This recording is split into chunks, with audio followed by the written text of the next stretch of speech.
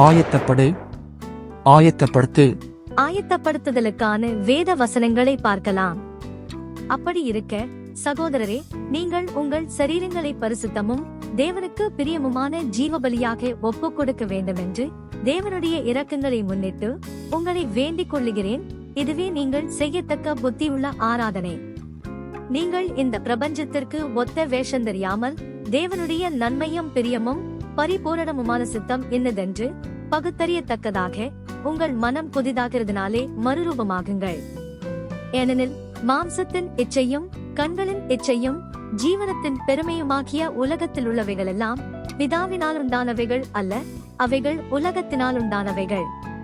உலகமும் அதன் இச்சையும் ஒழிந்து போம்.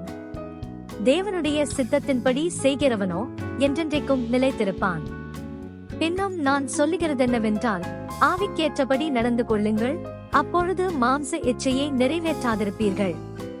மாம்சம் ஆவிக்கு விரோதமாகவும் ஆவி மாம்சத்திற்கு விரோதமாகவும் இச்சிக்கிறது.